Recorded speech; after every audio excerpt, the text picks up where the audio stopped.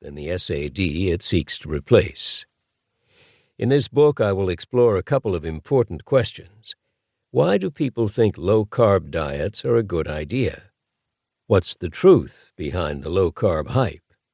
What's the truly optimal diet for achieving an ideal weight while also obtaining health and longevity? If there's one thing I hope you'll take away from this book, it's this. The low-carb diet's ability to bring about quick weight loss is far outweighed by the serious health problems that accompany such an animal foods-heavy diet. The low-carb appeal. I've spent more than 40 years in experimental nutritional research, first at Virginia Tech and then at Cornell, keeping up with the latest discoveries and doing my own work, both in the lab and in the field. And as a nutritional researcher, I was surprised at first by the popularity and commercial success of the low-carb diet, especially given its serious flaws. The research on high-protein, high-fat diets has consistently demonstrated that they have disastrous health effects and fail to secure compliance and long-term weight loss. So I think it's useful to point out some factors that have contributed to these diets' appeal. It's easy to imagine why dieters might be swayed, both then and now, by the idea of trying something radically different. Millions of Americans are on diets. Food manufacturers and marketers flood the marketplace with foods designed to help us lose weight and keep it off.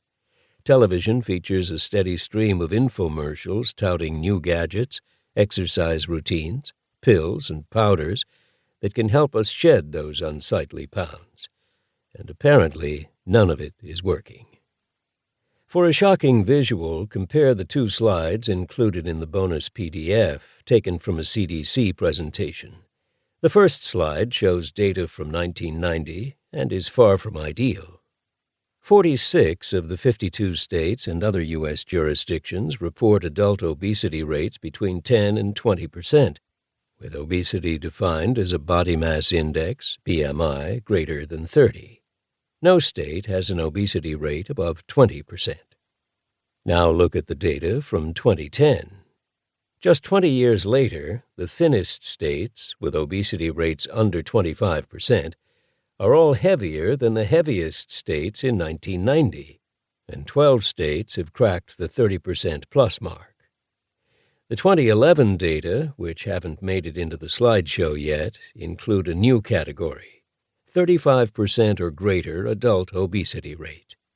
While it wasn't strictly necessary to add that category, Alabama came closest with a 34.9% rate. The CDC were obviously planning ahead. Given the huge diet industry and its stunning lack of effectiveness, it's only natural that alternative approaches would gain popularity. Low-carb was the alternative that gained the largest amount of public acceptance and hence the greatest market share. But why did low-carb beat out the other non-traditional approaches? One of the main answers is marketing rhetoric. On this point, I have to take my hat off to Robert Atkins.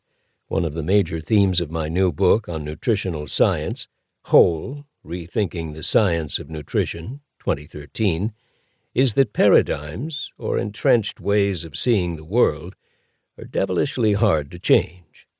But Atkins and his supporters turned a century of nutritional wisdom on its head, framing dietary fat and cholesterol as nutritional heroes and attacking anyone who pointed to research showing otherwise. They gave Americans permission to eat huge amounts of some of the unhealthiest foods on the planet, and to do so not only without guilt, but with feelings of pride and superiority. The most impressive legacy of the Atkins craze is a linguistic achievement, coining the phrase low-carb, and thereby turning most plant foods, which were previously considered the healthiest dietary choices, into dangerous and fattening no-nos. The appeal of this was immediate, for obvious reasons. After decades of believing that losing weight was possible only by subsisting on salads, depressing lunches of grapefruit halves and fat-free cottage cheese, and diet sodas that taste like battery acid, people were told to eat as much as they wanted of their favorite foods: steak, bacon, butter, lard, cream cheese, olive oil, mayonnaise, and eggs. Eating